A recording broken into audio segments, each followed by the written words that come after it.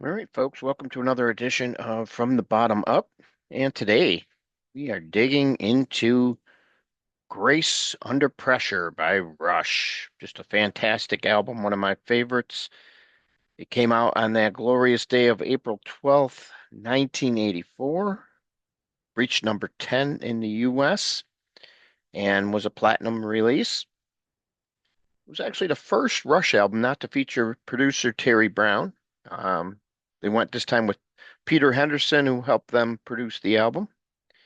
And interesting, Alex Lifeson has said many things about this album, but one thing he did say, he found it the most satisfying out of all the Rush albums, despite spending up to 14 hours a day in the studio. So that's a unique statement considering a lot of the different things he said about this album, but I think he really appreciates how he played on it, and that's definitely one of the highlights on this album is the guitar playing of Alex Lifeson, as you will see. All right, so we're gonna rank them from the bottom up. We got eight of them all together, and we're gonna start off with our least favorite and work our way up. When I say least favorite on this album, because there's not a bad track on this album, I like all of them. And definitely, like I said, one of my favorite albums from ever of all time. So let's kick it off. We're going to go with Kid Gloves for our number eight. And, a lot of people seem to agree. I've seen a lot of different lists where people feel that that is like the weakest song on the album. But, it's definitely the shortest song on the album. Clocks in at 4:18. It's an enjoyable tune, but on an album of phenomenal songs, it just takes a back seat, unfortunately. And that will take me down to number seven, and I've got Red Lenses. Um, yeah, this song is another song similar to Kid Gloves in the way that it's kind of near the bottom of the list, obviously, but Neil's drums are definitely at the forefront on this one. It's one of those tracks you either love or hate. And the cool part was during the tour for the Grace Under Pressure, that's where Neil did his drum solo, was during Red Lenses, so that was pretty cool. And that's going to take us down to number six. And what is number six? It's going to be the part one of the Fear trilogy. With it later became a four-parter. So this is actually part one, and we're talking about The Enemy Within. Just a great, great song. This one, it's tough putting these songs this high up on the numbers when it's such a great song, but um, yeah, this was part one. So they released them like backwards chronologically. The first one was Witch Hunt, obviously from Moving Pictures, which was part three of Fear, and then The Weapon was part two of Fear, which came out on Signals. And the cool thing was they would play all three of them in order one, two, three, and on the Grace Under Pressure tour.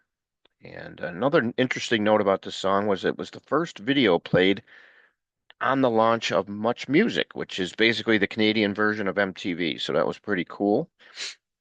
Something that a lot of people don't know unless you live in Canada. So we're going to take us down to number five. I've got Between the Wheels. And yeah, this song is definitely another one. If had it had some weaker songs on the album, this definitely would have been a lot higher for me. But when you got the four songs above it that you have, you got no choice but to put this at number five. It's the song they came up with the first night when they started doing their recording sessions, and it's the longest song, and it's a perfect song to bring the album to a close as it showcases each member's talents. And yeah, this is one of those great songs that kind of got lost in the shuffle over the years. Now they did play this song a few times on tours, which was cool to see later on down the road. It wasn't like a staple or anything, but you would see it um, throughout. I think it was on the final tour. I believe they played it. It was like one of the songs they would switch in and out depending on what night of the show it was. So that was pretty cool. That is going to take me to number four, and many people might have this one a lot higher, but I don't. And that's nothing against it. It's not a knock, but it is number four for me, Red Sector A. Um, all that we can do is just survive, right? It peaked at number 21 on the Billboard mainstream charts. It's also a very rare Rush track in that it features no bass guitar, as Geddy's focusing in on the synthesizers. Lyrically, obviously, it's one of the darkest Rush songs in the catalog, with the prison camp theme, which gives that dark edge to it.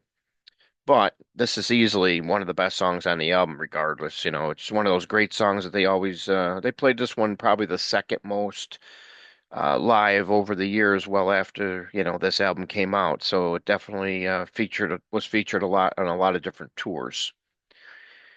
And the next song I've got The Body Electric at number three. And man, it was tough putting this at three because I actually really, really like this song. But I think it fits in perfectly at number three.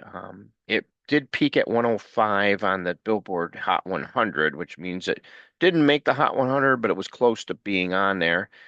Another stellar song with lyrics and instrumentation, top notch. While the song received airplay, it was one of those cases where the majority of the people did not understand what the song was about. But man, it's one of those others. It's just like before. You either love it or you're not sure on what it was all about, or you just don't get it. But for me, I got it. I love it. Great song, and that's where it's at number three. Number two, this one, man, what a underrated gem here. I've got After Image, and it was dedicated to Robbie Whalen, who worked at Lee Studio in Quebec, who was killed in a car accident prior to the release, sadly. Kind of a forgotten song of the Rush catalog, but true fans love it. It's basically a heartfelt look at the pains and anguish of losing a person close to you. And yeah, this one really hits home, with all that went on with the band here. And I tell you, Neil did great job on the lyrics on this one.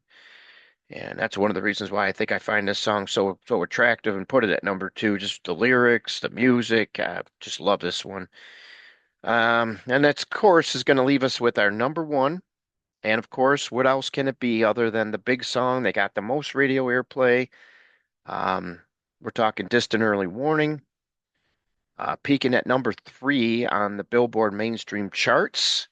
And what can you say other than welcome back, Alex Lifeson? And it's not as if he ever left, but his guitar was kind of buried away in the mix on Signals. So this album is where it's like, welcome back, Alex, because you hear the guitar very prominent and right up front as Alex Lifeson delivers some solid, dominating guitar work. And this is the song that really brings it all home for him. It's a perfect mix of lyrics and music, and clearly out the album's best tune. And of course, this song would still be played live more than any song off this album in concert. So obviously the band felt the same way. They played it throughout the years, pretty much tour after tour. Would skip a few tours, but for the most part, this is one of those songs you would definitely see live a lot, and deservedly so, obviously. So real quick, let's give a final rundown on it. We've got number eight, we've got Kid Gloves. Number seven, we got Red Lenses. Number six, I've got The Enemy Within. Number five, Between the Wheels. Number four, Red Sector A. Number three, The Body Electric. Number two, After Image. And number one, bringing it all home, Distant Early Warning. And there's your take on our first Rush album that we've done here on From the Bottom Up, Grace Under Pressure. And yeah, I think it'd be safe to say you're going to be seeing a lot more Rush on here. So fans, stay tuned, hit subscribe so you don't miss an episode. We definitely recommend it. And please leave us some comments on this one. We definitely would love to hear your take on everything from the bottom up. See you on the flip side.